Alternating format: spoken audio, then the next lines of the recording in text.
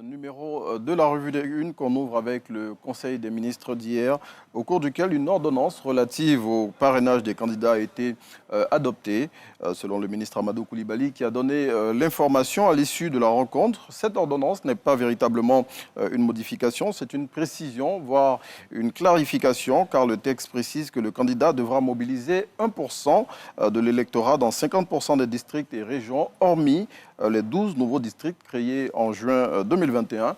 Retrouvez les précisions du porte-parole du gouvernement dans le numéro de ce jour de Fraternité Matin. La Côte d'Ivoire financera elle-même l'élection présidentielle d'octobre 2025 car l'État s'est donné tous les moyens financiers et logistiques pour que ces élections puissent se tenir.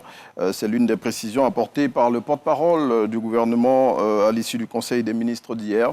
Et selon l'Inter, le ministre Amadou Coulibaly a fait cette clarification en réponse à une information selon laquelle la Commission électorale indépendante aurait refusé un appui financier de 12 millions d'euros proposé par plusieurs bailleurs de fonds, dont l'Union européenne et le Programme des Nations Unies pour le développement.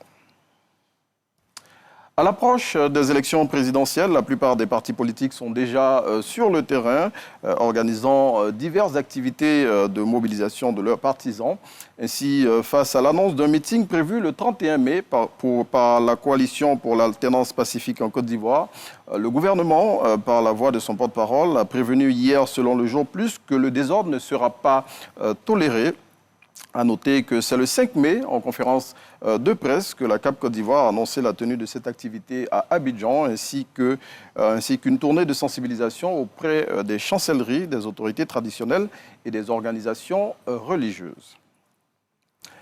Du 5 au 9 mai 2025, Abidjan accueille le 13e congrès mondial de l'Association mondiale des services publics de l'emploi, plateforme de coopération technique, d'échange, d'expériences et de réflexion sur les défis du marché du travail. Ce congrès réunira des acteurs clés des marchés du travail du monde entier pour discuter des politiques et des partenariats en faveur d'un développement inclusif et durable. Et selon le quotidien Le Sursaut, avec cette édition qui se tient en terre ivoirienne, la Côte d'Ivoire affirme son rôle majeur dans la réflexion internationale sur l'emploi des jeunes, l'insertion professionnelle et le développement durable. Et puis, Ghislain Assidugari est libre depuis hier.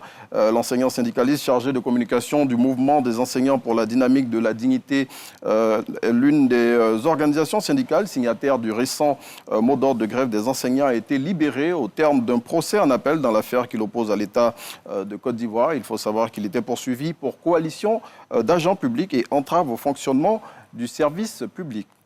Et à noter que c'est le mardi 8 avril 2025 que le tribunal correctionnel d'Abidjan l'avait condamné à 24 mois de prison ferme. C'est ici qu'on s'arrête pour ce numéro de la Revue des Unes.